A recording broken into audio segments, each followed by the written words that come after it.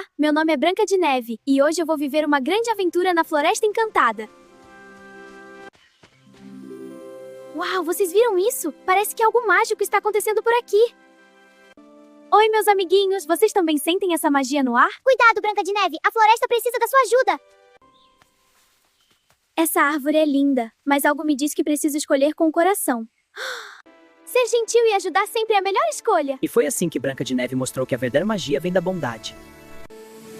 Obrigada, Branca de Neve! Juntos somos mais fortes! Toda aventura fica melhor quando a gente espalha alegria e faz o bem!